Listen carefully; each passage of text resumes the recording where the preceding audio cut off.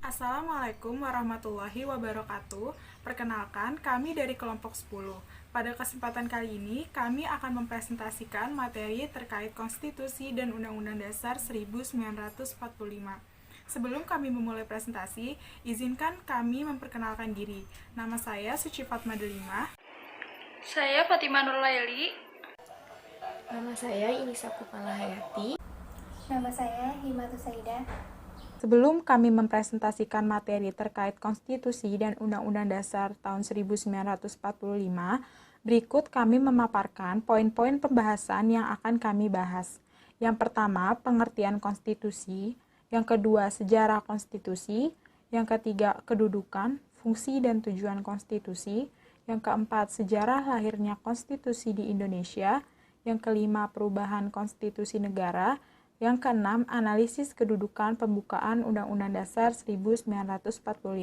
Selain itu, kami juga melengkapi presentasi kami dengan beberapa contoh kasus dan juga video terkait Konstitusi dan Undang-Undang Dasar 1945.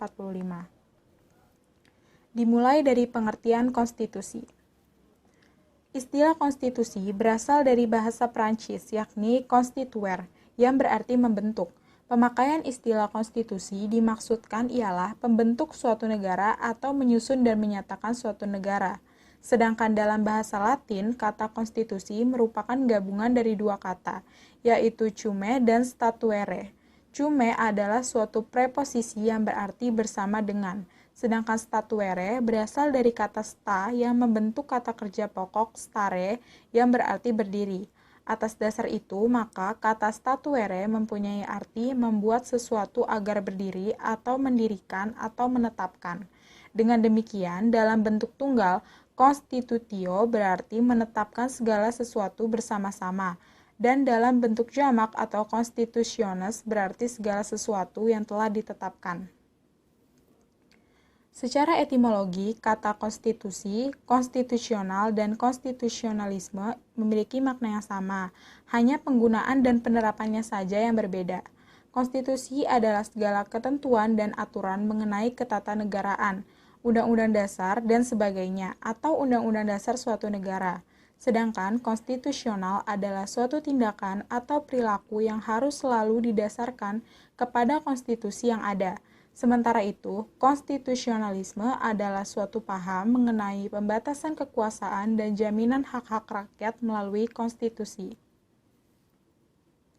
Menurut Suharizal, secara sederhana, konstitusi dapat didefinisikan sebagai sejumlah ketentuan hukum yang disusun secara sistematik untuk menata dan mengatur pokok-pokok struktur dan fungsi lembaga-lembaga pemerintahan, termasuk hal ihwal kewenangan dan batas kewenangan lembaga-lembaga itu.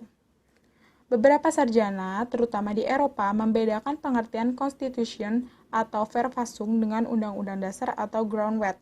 Mungkin karena pengaruh paham kodifikasi yang mengharuskan semua peraturan hukum tertulis, dengan maksud mencapai kesatuan hukum, kesederhanaan hukum, dan kepastian hukum. Konstitusi yang tertulis disebut sebagai undang-undang dasar, padahal konstitusi dengan undang-undang dasar memiliki pengertian yang berbeda. Sri Sumantri dan Dahlan Taib menyamakan arti kedua istilah tersebut. Menurut Sri Sumantri, konstitusi sendiri adalah suatu naskah yang memuat sesuatu bangunan negara dan sendi-sendi sistem pemerintahan negara. Apabila pengertian yuridis ini kita pakai, kita tidak dapat menyamakan konstitusi dengan undang-undang dasar. Sementara itu, menurut Herman Heller, konstitusi sendiri lebih luas daripada undang-undang. Konstitusi sesungguhnya tidak hanya bersifat yuridis saja, melainkan juga bersifat sosiologis dan politis. Sedangkan Undang-Undang Dasar hanya merupakan sebagian dari pengertian konstitusi, yakni die Geschrieben Verfassung atau konstitusi yang tertulis. F. Lasalle dalam bukunya yang berjudul Über Verfassungswesen membagi pengertian konstitusi ke dalam dua pengertian, yakni pengertian secara sosiologis atau politis, di mana konstitusi adalah sintesis faktor kekuatan yang nyata atau derele Machtfaktoren dalam masyarakat. Jadi, maksudnya dalam konstitusi menggambarkan hubungan antara kekuasaan-kekuasaan yang terdapat dengan nyata dalam suatu negara, di mana kekuasaan tersebut diantaranya oleh raja, parlemen, kabinet, pressure group, partai politik, dan lain-lain. Itulah sesungguhnya yang dinamakan dengan konstitusi. Sedangkan berdasarkan pengertian yuridisnya, konstitusi sendiri adalah suatu naskah yang memuat semua bangunan negara dan sendi-sendi pemerintahan. Berikutnya ada sejarah konstitusi. Pada zaman Yunani kuno, istilah konstitusi itu sebetulnya telah dikenal. Hanya saja pada saat itu konstitusi masih diartikan material, karena konstitusi belum diletakkan dalam suatu naskah yang tertulis. Hal ini dibuktikan dengan pendapat Aristoteles yang membedakan politeia dan nomoi. Politeia berarti konstitusi, sedangkan nomoi berarti undang-undang biasa. Dari kedua istilah tersebut, maka terlihat perbedaan di mana politeia mengandung kekuasaan yang membentuk, sedangkan nomoi kekuasaan tidak ada, karena ia hanya berupa materi yang harus dibentuk agar tidak tercerai-berai. Pada kebudayaan Yunani, konstitusi itu berhubungan erat dengan ucapan Repslika Constituere. Kemudian lahirlah semboyan Princeps Legibus Solutus est Salus Publica Suprema Lex, yang berarti rajalah yang berhak menentukan organisasi atau struktur dari negara. Oleh karena itu, rajalah satu-satunya pembuat konstitusi. Pada abad pertengahan, hasil perjuangan aliran monarkomacen yang terdiri dari terutama golongan Calvinis yang pada saat itu sangat membenci kekuasaan absolut raja, sehingga mereka menuntut adanya perjanjian yang kemudian dikenal dengan nama Leges Fundamentalis. Di Indonesia sendiri, konstitusi dinamakan Constitutions Contuniere atau Undang-Undang Dasar secara hukum adat atau Unwritten Fundamental Law sebagai lawan dari Constitutions Act Right atau Undang-Undang Dasar yang ditulis. Penyamaan pengertian konstitusi dengan Undang-Undang Dasar dimulai sejak Oliver Cromwell, yakni seorang Lord Protector Republik Inggris pada tahun 1649. Ia menyebut bahwa Undang-Undang Dasar itu sebagai instrument of government atau pegangan untuk memerintah. Sedangkan pada tahun 1215, pada saat itu Raja John dari Inggris dipaksa oleh beberapa bangsawan untuk mengakui beberapa hak mereka yang kemudian dicantumkan dalam makna carta yang disebut juga Charter of English Liberties. Pada tahun 1776, lahirlah Virginia Bill of Rights yang merupakan tahun penting dalam sejarah ketatanegaraan di dunia, karena pada tahun itulah merupakan pangkal lahirnya pengertian konstitusi menurut bentuk dan jiwanya yang baru. Kemudian disusul Amerika Serikat pada tanggal 17 September 1787 dan mulai berlaku sejak 21 Juni 1788. Pada tahun 1789, paham-paham John Locke, Rousseau, dan Montesquieu tampak pengaruhnya dalam konstitusi Amerika Serikat. Selanjutnya, baik paham-paham tersebut maupun perkembangan keadaan di Amerika Serikat pada tahun 1789 dibawa Lafayette ke Prancis yang kemudian banyak mempengaruhi konstitusi Prancis yang lahir pada tahun 1792. Kedudukan, fungsi, dan tujuan konstitusi. Kedudukan konstitusi. Dalam sejarah, konstitusi dimaksudkan untuk menentukan batas wewenang penguasa, menjamin hak rakyat, dan mengatur jalannya pemerintahan. Di zaman modern, konstitusi tidak hanya memuat aturan-aturan hukum, tetapi merumuskan atau menyimpulkan prinsip-prinsip hukum, haluan negara, dan patokan kebijaksanaan negara. Teori trias politika, pemerintahan dalam arti luas harus mempunyai kekuasaan perundang-undangan atau legislative power, yaitu lembaga yang berwenang dalam membuat dan menyusun undang-undang seperti MPR dan DPR. B. Kekuasaan pelaksana atau executive power, yaitu lembaga yang melaksanakan undang-undang seperti presiden selaku kepala negara dibantu oleh wakil presiden. C. Kekuasaan peradilan atau judicial power, yaitu lembaga yang memiliki kekuasaan dan kewenangan untuk mengontrol seluruh lembaga negara yang menyimpang, seperti Mahkamah Konstitusi, Mahkamah Agung, dan Komisi Yudisial. Undang-Undang Dasar mempunyai fungsi khas, yaitu membatasi kekuasaan pemerintah sedemikian rupa sehingga penyelenggaraan kekuasaan tidak bersifat absolut. Dengan demikian, diharapkan hak-hak warga negara akan lebih terlindungi. Tujuan konstitusi yaitu membatasi kewenangan tindakan pemerintah untuk menjamin hak-hak diperintah dan merumuskan pelaksanaan kekuasaan yang berdaulat. Dalam kondisi ini, negara berusaha memberikan perlindungan pada warga negaranya sebagai perwujudan tujuan dari negara itu sendiri.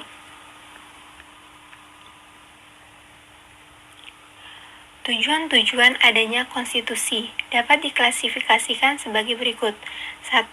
Memberikan pembatasan sekaligus pengawasan terhadap kekuasaan politik.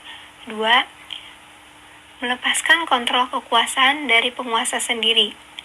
Ketiga, memberikan batasan-batasan ketetapan bagi para pengusaha dalam menjalankan kekuasaannya.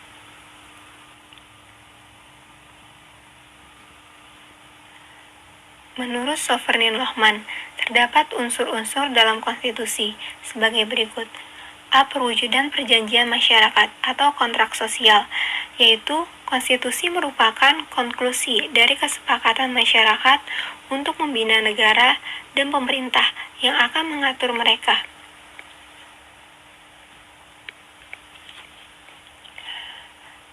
B. Konstitusi sebagai piagam yang menjamin hak-hak asasi manusia dan warga negara, sekaligus penentuan batas-batas hak dan kewajiban warga negara dan alat-alat pemerintahannya. C. Konstitusi sebagai forma regimenis, yaitu kerangka bangunan pemerintah. Terdapat 4 motivasi menurut Lord Bridge yang menyebabkan timbulnya konstitusi. A. Konstitusi timbul dari keinginan dari rakyat untuk menjamin hak-haknya jika terancam dan untuk membatasi tindakan kesewenangan penguasa. Motif ini terutama ditemukan dalam negara yang penguasanya adalah pemerintahan yang semena-mena. Undang-undang dasar dalam kasus negara seperti ini lahir melalui revolusi, seperti halnya yang terjadi di Prancis, sebagai reaksi terhadap kekuasaan yang absolut. B. Konstitusi timbul dari keinginan, baik yang diperintah maupun yang memerintah, untuk menyenangkan rakyatnya, kemudian menentukan suatu sistem kenegaraan tertentu. Dengan adanya sistem tertentu, jelas diharapkan tidak terjadi tindakan sewenang-wenang dari penguasa. Motif ini umumnya terjadi di negara-negara Eropa seperti Belanda dan Jerman. C. Konstitusi datang dari keinginan para pembentuk negara untuk menjamin adanya penyelenggaraan ketatanegaraan yang pasti dan dapat membahagiakan rakyatnya. Motif ini terutama mendasari timbulnya Undang-Undang Dasar seiring dengan terbentuknya negara baru, seperti halnya Indonesia pada tahun 1945. D. Konstitusi datang dari keinginan untuk menjamin adanya kesamaan dan kesepahaman yang efektif di antara negara-negara yang pada mulanya berdiri sendiri, karena dimotivasi oleh kepentingan bersama dan cita-cita yang sepaham, serta semangat saling pengertian. Dibentuklah Undang-Undang Dasar. Motif ini mendasari Undang-Undang Dasar dari negara yang berbentuk federasi, seperti Amerika Serikat dan Australia. Dalam negara modern seperti sekarang ini, dan untuk menegakkan unsur negara hukum, adanya suatu konstitusi negara adalah suatu keharusan. Karena esensinya setiap konstitusi adalah perlindungan terhadap hak asasi manusia, dituntut adanya kesamaan setiap manusia di depan hukum. Menurut Karl Lewinsky, nilai konstitusi sebagai berikut. A. Nilai normatif, yaitu konstitusi telah resmi diterima oleh suatu bangsa, baik itu diberlakukan secara legal ataupun hukum, maupun suatu kenyataan dalam arti sepenuhnya. Contohnya, Undang-Undang Dasar 1945 setelah ditetapkan oleh PPKI. B. Nilai nominal, yaitu konstitusi tersebut secara hukum berlaku, namun berlakunya tidak sempurna karena ada pasal-pasal tertentu yang tidak berlaku. Contohnya, Konstitusi Amerika Serikat Amandemen 14 tentang kewarganegaraan dan perwakilan dan Konstitusi Uni Soviet pasal 125 tentang kemerdekaan berbicara pers. C. Nilai semantik, yaitu konstitusi secara hukum tetap berlaku, tetapi dalam kenyataannya hanya sekedar untuk memberi bentuk dari tempat yang telah ada dan melaksanakan kekuasaan politik. Contohnya, Undang-Undang Dasar 1945 pada saat diberlakukan Orde Lama pada tanggal 5 Juli 1959 sampai 30 September 1965. Selanjutnya, saya akan membahas tentang sejarah lahirnya konstitusi di Indonesia. Nah, sebagai negara yang berdasarkan hukum, tentu saja Indonesia memiliki konstitusi yang dikenal dengan Undang-Undang Dasar 1945. Eksistensi Undang-Undang Dasar 1945 sebagai konstitusi di Indonesia mengalami sejarah yang sangat panjang sehingga akhirnya diterima sebagai landasan hukum bagi pelaksanaan ketatanegaraan Indonesia. Untuk sejarah Undang-Undang Dasar 1945 sendiri ini berawal dari dimulainya rancangan sejak tanggal 29 Mei 1945 sampai 16 Juni 1945. Undang-Undang Dasar 1945 sendiri ini dirancang oleh Badan Penyelidik Usaha-Usaha Persiapan Kemerdekaan Indonesia atau biasa disebut BPUPKI, yang dalam bahasa Jepang ini dikenal dengan nama Dokuritsu Zumbi Chosakai. Nah, BPUPKI ini terdiri beranggotakan dengan 21 orang yang diketuai itu oleh Insinyur Soekarno dan wakilnya itu Dr. Muhammad Hatta. Lalu itu ada 19 anggota yang terdiri dari 11 wakil dari Jawa, 3 orang dari Sumatera, yang masing-masing satu perwakilan dari Kalimantan, Maluku, dan Sunda Kecil. Nah, BPUPKI ini ditetapkan berdasarkan maklumat Gunseikan nomor 23 berdasarkan bersamaan dengan ulang tahun Tenohika pada tanggal 29 April 1945. Nah, ke-21 tokoh ini yang membentuk BPUPKI diantaranya adalah Insinyur Soekarno, Dr. Muhammad Hatta, lalu ada Raziman Widyodiningrat, Ki Bagus Hadikusumo, Oto Iskandar Dinata, Pangeran Purboyo, Pangeran Surjo Hamijoyo, Sutarjo Kartohamijoyo, Amir, Mr. Abdul Abbas, Dr. Tulangi, Andi Pangerang, Mr. Latu Harhari, Mr. Puja, Hamidan, R.S. Suroso, Abdul Wahid Hashim, dan Mr. Muhammad Hasan. Nah, selanjutnya ini adalah lahirnya konstitusi itu yang melatar belakangi adalah bermula dari Jepang untuk memberi kemerdekaan bagi bangsa Indonesia di kemudian hari. Nah, janji tersebut itu berisi tentang sejak dari dahulu sebelum pecahnya peperangan Asia Timur Raya, Dai Nippon sudah mulai berusaha membebaskan bangsa Indonesia dari kekuasaan pemerintahan Hindia Belanda. Tentara Dai Nippon serentak menggerakkan angkatan perangnya baik dari darat, laut maupun udara untuk mengakhiri kekuasaan penjajahan Belanda. Nah, sejak saat itu, Dai Nippon Teikoku memandang bangsa Indonesia dengan sebagai saudara muda serta membimbing bangsa Indonesia dengan giat dan tulus ikhlas di semua bidang. Sehingga diharapkan kelak bangsa Indonesia siap untuk berdiri sendiri sebagai bangsa Asia Timur Raya. Ya, namun janji, ya tetap aja janji. Penjajah tetaplah penjajah. Jadi Jepang itu malah selalu ingin menindas dan menguras kekayaan bangsa Indonesia. Lalu makanya setelah Jepang dipukul mundur tentara sekutu, Jepang tak lagi ingat sama janjinya.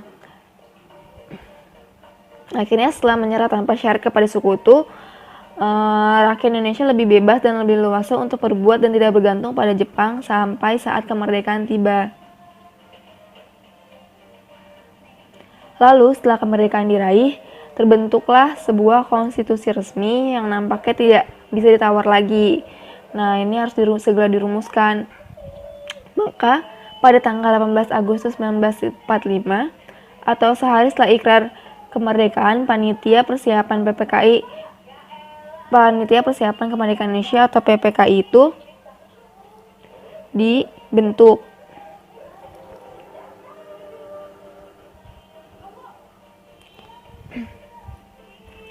Lalu PPKI mengadakan sidang yang mana menghasilkan berbagai keputusan sebagai berikut. Yang pertama itu menetapkan dan mengesahkan pembukaan Undang-Undang 1945 yang materinya berasal dari RUU yang disusun oleh Panitia Pelaksanaan pada tanggal 22 Juni 1945.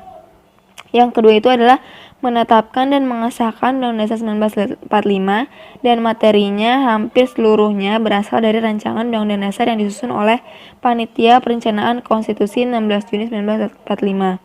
Yang ketiga itu memilih Ketua Penyusunan Kemerdekaan RI, yaitu Insinyur Soekarno sebagai Presiden dan Wakil Ketuanya adalah Muhammad Hatta sebagai Wakil Presiden. Yang keempat itu adalah pekerjaan Presiden untuk sementara dibantu oleh Panitia Persiapan Kemerdekaan Indonesia atau PPKI yang kemudian berganti nama menjadi Komite Nasional.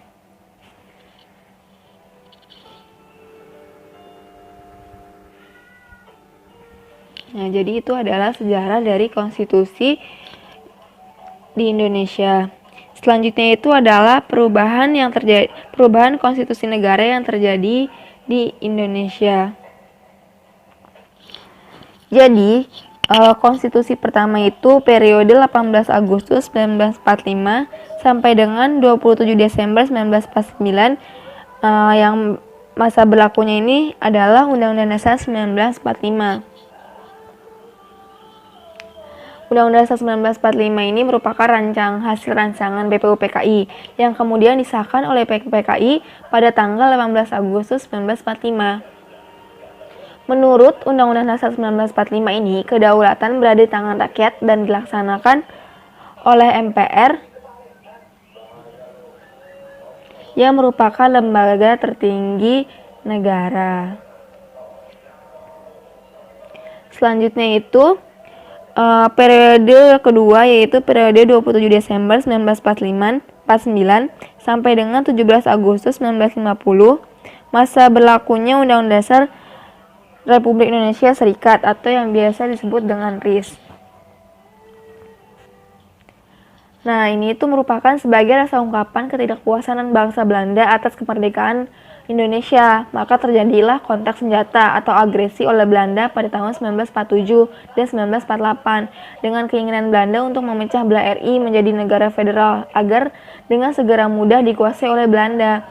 Akhirnya disepakati untuk mengadakan konferensi meja bundar atau KMB di Den Haag dengan menghasilkan 3 buah persetujuan, yaitu mendirikan negara Republik Indonesia Serikat atau RIS, lalu penyerahan kedaulatan kepada Republik Indonesia Serikat, dan didirikan uni antara Republik Indonesia Serikat dengan Kerajaan Belanda. Nah, pada tahun 1949 inilah berubahlah konstitusi Indonesia yang dari UUD 1945 menjadi Undang-Undang Dasar Republik Indonesia Serikat atau UUD RIS. Nah, karena konstitusinya berubah, maka berubah pula bentuk negara kesatuan menjadi negara serikat atau federal, yaitu negara yang tersusun dari beberapa negara yang semula berdiri sendiri-sendiri kemudian mengadakan ikatan kerjasama secara efektif, atau dengan kata lain, negara serikat adalah negara yang tersusun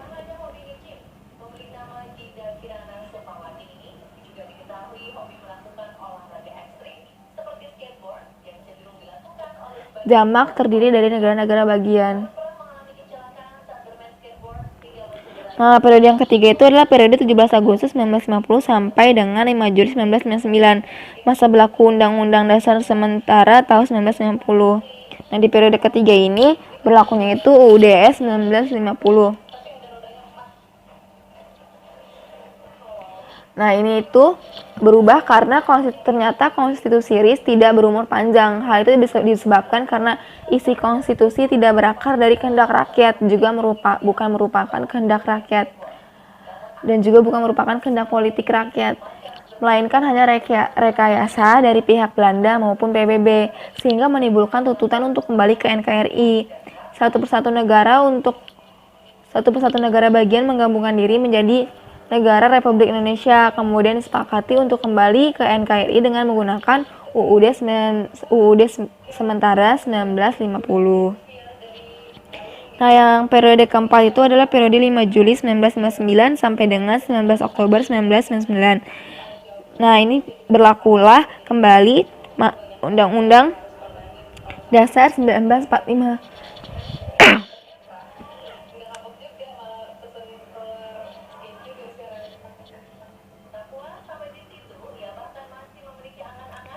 Nah, pada periode ini UUD 1945 diberlakukan kembali dengan dasar Dekret Presiden tanggal 5 Juli 1999. Berdasarkan ketentuan ketatanegaraan, Dekret Presiden diperbolehkan karena negara dalam keadaan bahaya.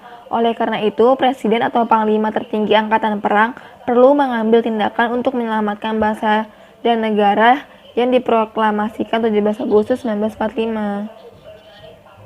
Nah, berlakunya lagi UUD 1945 ini berarti mengubah sistem ketatanegaraan. Presiden yang sebelumnya hanya sebagai kepala negara, selanjutnya juga berfungsi sebagai kepala pemerintahan, dibantu oleh menteri-menteri kabinet yang bertanggung jawab kepada presiden. Sistem pemerintahan yang sebelumnya parlementer berubah menjadi presidensial. Nah, yang kelima itu merupakan periode 19 Oktober 1999 sampai dengan 10 Agustus 2002, masa berlaku pelaksanaan perubahan Undang-Undang Dasar 1945. Nah, sebagai implementasi tuntutan reformasi yang berkumandang pada tahun 1998, yaitu melakukan perubahan terhadap UUD 1945 sebagai dasar negara RI. Dasar hukum perubahan UUD 1945 adalah pasal 3 dan pasal 37 UUD 1945 yang dilakukan oleh MPR sesuai dengan kewenangannya, sehingga nilai-nilai dan prinsip-prinsip demokrasi di Negara Kesatuan Republik Indonesia tampak diterapkan dengan baik. Nah, dalam melakukan perubahan UUD 1945, MPR menetapkan 5 kesepakatan, yaitu yang pertama, tidak mengubah pembukaan UUD Negara Republik Indonesia 1945, yang kedua, tetap mempertahankan NKRI, yang ketiga, mempertegas sistem pemerintahan presidensial, yang keempat, menjelaskan UUD NKRI tahun 1945 yang memuat hal-hal normatif akan dimaksudkan ke dalam pasal-pasal atau batang tubuh, dan kelima, melakukan perubahan dengan cara adendum. Dan yang terakhir adalah periode 10 Agustus 2002 sampai dengan sekarang. Nah, ini adalah masa berlakunya UUD 1945 setelah mengalami perubahan. Nah, bahwa setelah mengalami perubahan hingga keempat kalinya, UUD 1945 merupakan dasar negara Republik Indonesia yang fundamental untuk menghantarkan kehidupan berbangsa dan bernegara bagi bangsa Indonesia. Tentu saja kehidupan berdemokrasi lebih terjamin lagi karena perubahan UUD 1945 dilakukan dengan cara hati-hati, tidak tergesa-gesa, serta dengan menggunakan waktu yang cukup. Tidak seperti yang dilakukan BPU PKI pada saat merancang UUD waktu itu, yaitu sangat tergesa-gesa dan masih dalam suasana di bawah penjajahan Jepang. Selanjutnya, kami akan membahas analisis kedudukan pembukaan Undang-Undang Dasar 1945. Undang-Undang Dasar Negara Republik Indonesia yang ditetapkan pada tanggal 18 Agustus 1945 yang kemudian disebut UUD 1945 ini adalah Undang-Undang Dasar Proklamasi. Artinya, sebagai perwujudan dari tujuan proklamasi kemerdekaan pada 17 Agustus 1945. Pada saat ditetapkannya Undang-Undang Dasar Negara Republik Indonesia, yaitu pada tanggal 18 Agustus 1945 dan dimuat dalam Lembaran Negara Nomor 7 Tahun 2 tanggal 16 Februari 1946, UUD 1945 terdiri dari bagian pembukaan, batang tubuh, aturan peralihan, dan aturan tambahan. Demikian pula Pasal 2, Aturan Tambahan Perubahan keempat UUD Negara Republik Indonesia tahun 1945 menentukan, dengan ditetapkannya perubahan Undang-Undang Dasar ini, Undang-Undang Dasar Negara Republik Indonesia tahun 1945 terdiri atas pembukaan dan pasal-pasal. Pokok pikiran yang terdapat dalam pembukaan Undang-Undang Dasar 1945 ini antara lain: yang pertama, negara melindungi segenap bangsa Indonesia dan seluruh tumpah darah Indonesia dengan berdasarkan atas persatuan dan mewujudkan keadilan sosial bagi seluruh rakyat Indonesia. Negara hendak mewujudkan keadilan sosial bagi seluruh rakyat Indonesia.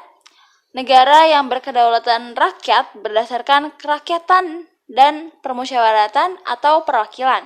Negara berdasarkan ketuhanan yang Maha Esa, memuat dasar kemanusiaan yang adil dan beradab. Kedudukan pembukaan Undang-Undang Dasar 1945. Dalam hubungan dengan tertib hukum Indonesia, pembukaan UUD 1945 ini mempunyai kedudukan yang terpisah dari batang tubuh UUD 1945. Dalam kedudukan sebagai pokok kaidah negara yang fundamental, pembukaan UUD 1945 ini memiliki kedudukan yang lebih tinggi daripada batang tubuh UUD 1945. Pembukaan UUD 1945 ini merupakan tertib hukum tertinggi dan mempunyai kedudukan yang lebih tinggi dan terpisah dari batang tubuh UUD 1945. Pembukaan UUD 1945 ini merupakan pokok kaidah negara yang fundamental yang menentukan UUD negara tersebut. Jadi, dapat dikatakan pembukaan Undang-Undang Dasar 1945 ini merupakan sumber hukum dasar. Lalu, pembukaan Undang-Undang Dasar 1945 yang berkedudukan sebagai pokok kaidah yang fundamental ini mengandung pokok-pokok pikiran yang harus diciptakan atau diwujudkan dalam pasal-pasal yang terdapat dalam UUD 1945. Di sini kami akan membahas makna dari setiap alinea yang terdapat dalam Undang-Undang Dasar 1945. Pada pembukaan Undang-Undang Dasar 1945 di alinea pertama terdapat dalil objektif, yaitu penjajahan tidak sesuai dengan peri kemanusiaan dan peri keadilan. Oleh karena itu, penjajahan harus dihapuskan agar semua bangsa di Indonesia mendapatkan hak kemerdekaan.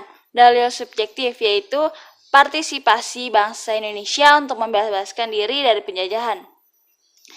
Pada alinea kedua, perjuangan pergerakan Indonesia telah sampailah kepada saat yang menentukan.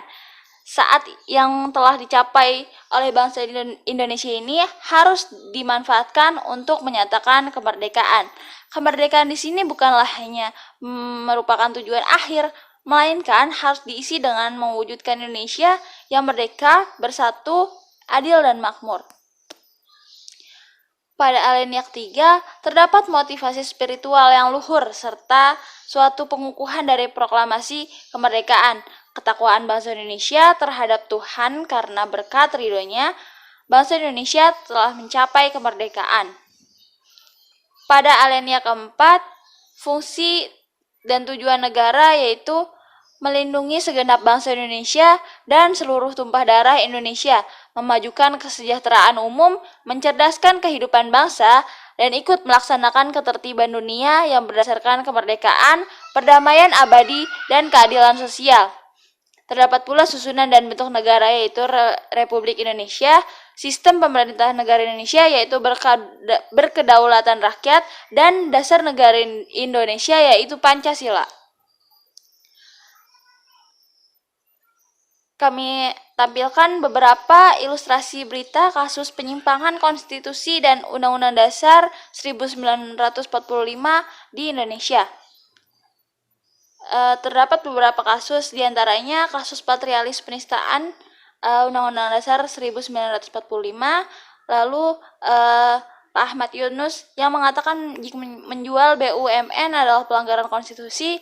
Lalu ada kasus Yahdi Basma, kriminalisasi hak konstitusi. Lalu terdapat kasus #2019 ganti presiden, langgar UUD 1945, dan masih banyak kasus-kasus lainnya yang tersebar di berbagai media massa di Indonesia.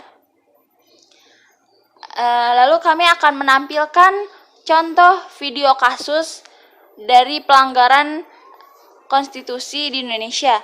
Di sini terdapat pimpinan Komisi Pemberantasan Korupsi yang menilai undang-undang tentang DPR, MPR, DPD, dan DPRD yang baru disahkan paripurna DPR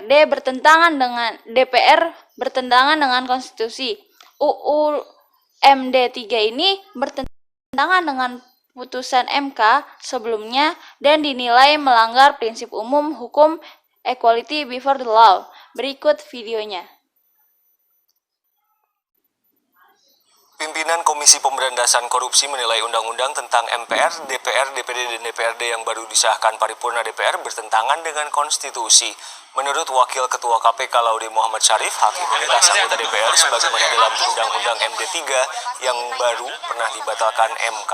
KPK juga tidak akan merujuk pada pasal imunitas Undang-Undang MD 3 dalam pengusutan kasus korupsi, melainkan memakai Undang-Undang KPK dalam pemanggilan atau penyelidikan perkara korupsi.